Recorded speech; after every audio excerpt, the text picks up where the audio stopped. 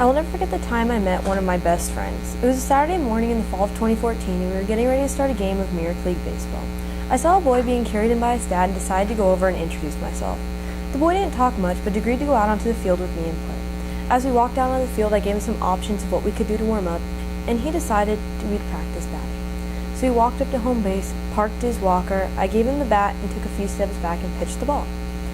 I pitched the ball, he went up, swung, hit the ball, swung all the way through, and bam, he hit the floor. He had fallen. I had just met him and I had no idea what his parents were going to think of this, so I walked over to go help him up and looked up, and his parents weren't even paying attention. So now, we try again, with me now holding his hips to stabilize him. So throughout that next year, my friend and I started doing all sorts of different things outside of Miracle League, like going to play areas where he could practice climbing, or we even made him a stander out of PVC pipe, duct tape, karate belts, and a t-shirt so he could play on the Wii Fit. Everything my friend is able to do, stand, walk, hold the bat, hit the ball, are all things he learned going through physical therapy.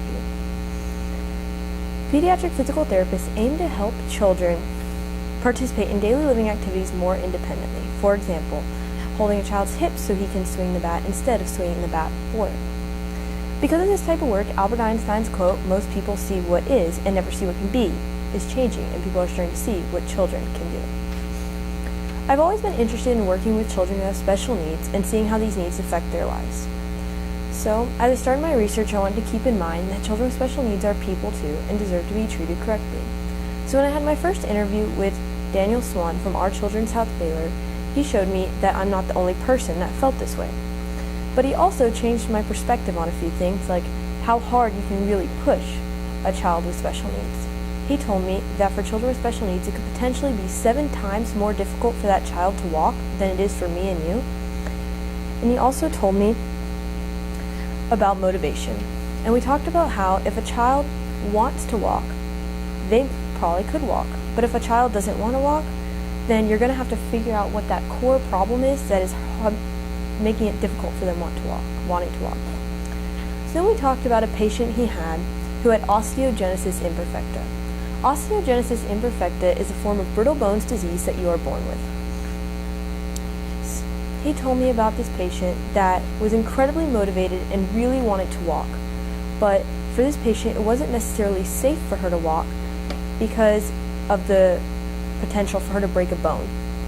But he told me that in the pool, she could walk. And he said this was okay, that she couldn't walk and that she needed to be in a wheelchair because for her, it was safer. And just a fun fact, brick from the middle has osteogenesis imperfecta.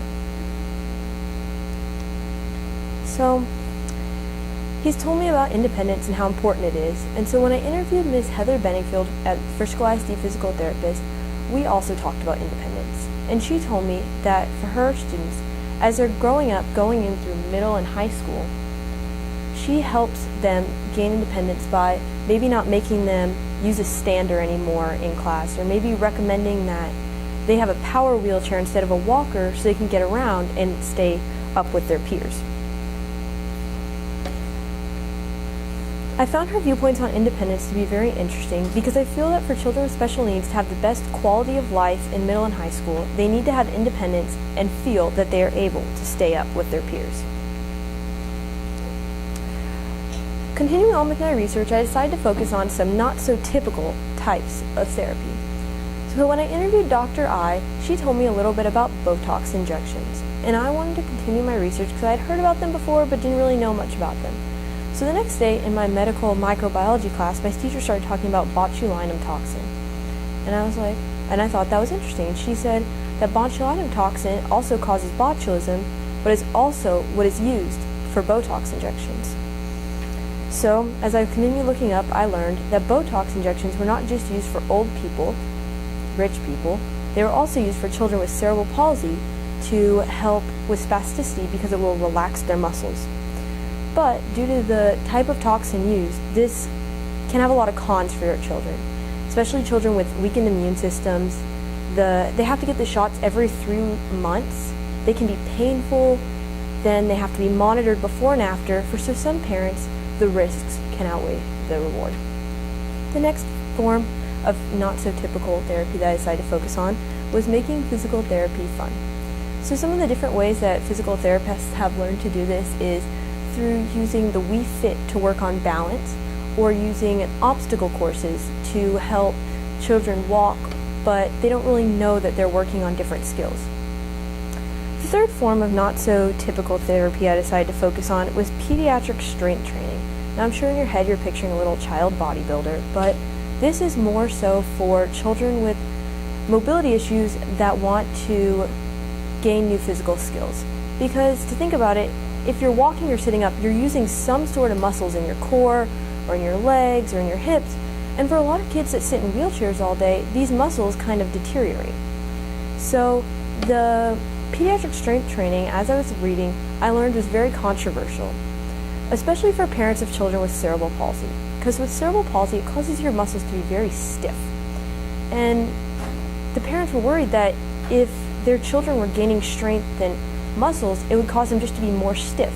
And if you ever have tried trying to pick up a child who is very tight, it's not easy. And so these parents were very, very worried.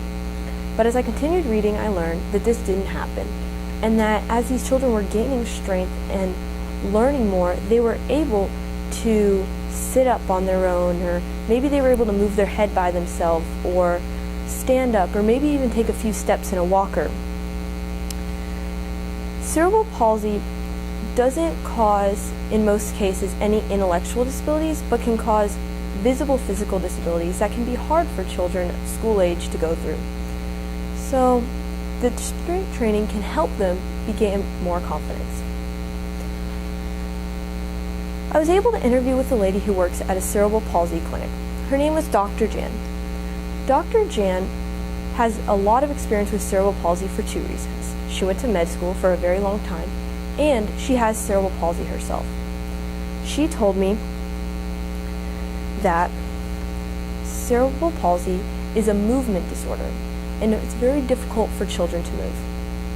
She also told me about a gait lab that she has, that she can go in and she can monitor children's movements and see exactly what type of movement they have, whether it's just that they can move their head a little bit, they can move their legs, to put together a plan to give to their parents. We also talked about some of the different types of cerebral palsy, such as hemiplegic, quadriplegic, paraplegic, and how every child is affected differently. So because of this, there are many different ways it can be treated. Some children use wheelchairs, walkers, some have braces, some use canes, and some just kind of walk with the limp and you don't really realize what is going on there. For Dr. Jan, the struggle of growing up with, it was very difficult for her to grow up with cerebral palsy, and she told me she never wanted to work with a child that has cerebral palsy because it just reminded her of what her childhood was like. In my opinion, I think her having cerebral palsy and working with children who have cerebral palsy lets those children see that nothing can restrain them because of their disability. In one of my final interviews, I interviewed Mallory Ponce from Our Children's House Frisco. We talked a lot about the transitions from a wheelchair to a walker, because it's just one of those things that we don't really think about. She told me that you would go from a wheelchair to a walker or a gait trainer, which is this thing, to crutches or canes of some form. We also talked about ways that she will work with kids, maybe using a hula hoop to help them gain balance where they can each stand on one side so the kid doesn't quite realize what she's doing. She also talked about using treadmills with her patients so that they can take many steps in one area and she's able to move their legs without chasing them across the floor and help them take the proper steps. Another thing we talked about were gait trainers versus walkers, because I was very interested in why some children use gait trainers and why some children use walkers. She told me that a gait trainer can be more personalized to fit whatever that child can do. So if a child has a lot of upper body strength, they can get them a gait trainer where they pretty much just have to push with their upper body and they'll be moving across the floor.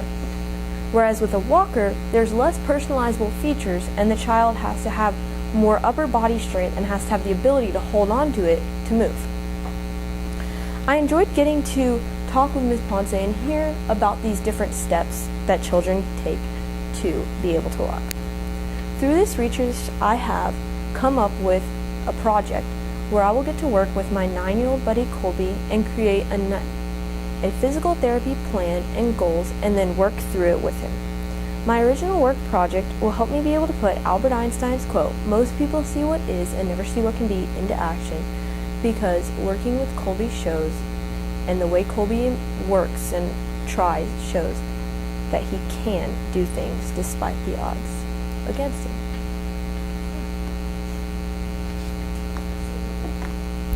Thank you.